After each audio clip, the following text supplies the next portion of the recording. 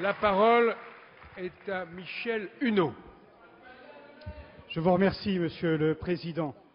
Tout d'abord, Monsieur le Président, au nom de mes collègues du groupe parlementaire du Nouveau Centre, je voudrais aussi m'associer à l'hommage que vient de rendre Monsieur le Premier ministre et de vous-même après l'attaque dont ont été victimes 5 de nos soldats en Afghanistan.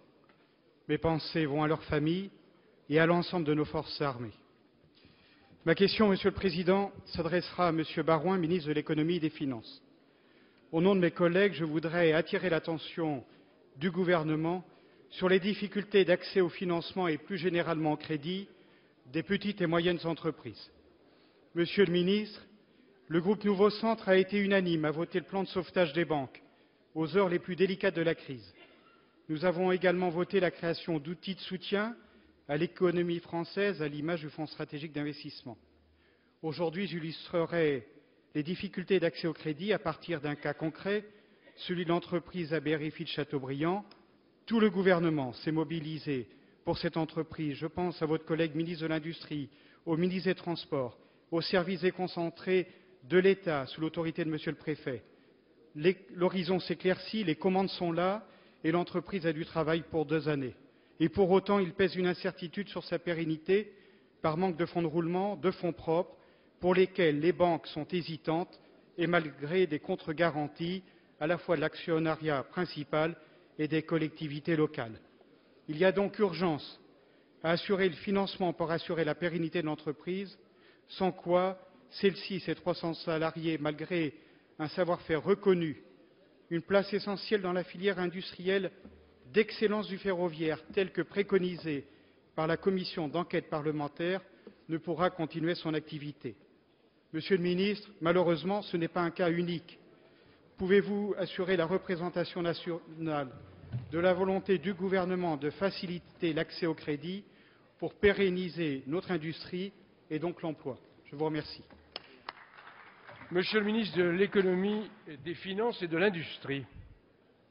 Merci, Monsieur le Président, Mesdames et Messieurs les députés, Monsieur le député Huneau.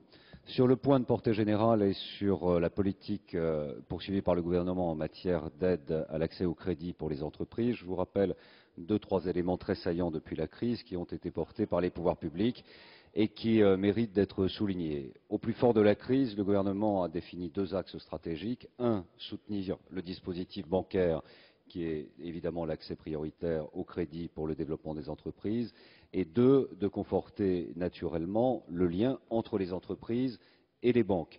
C'est dans cet esprit que le plan bancaire a été mis en place. Je me permets de rappeler que le plan français est le seul qui a rapporté de l'argent, 2,7 milliards, et c'est un plan qui a fait ses preuves puisque nous avons les dispositifs bancaires avec les meilleurs ratios.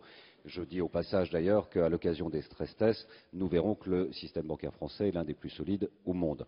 Deuxième élément, dans l'accès au crédit aux entreprises, la médiation du crédit a permis, au plus fort de la crise, de garantir le maintien et la préservation de 235 000 emplois et de plus de 13 000 petites et moyennes entreprises sur tous nos territoires.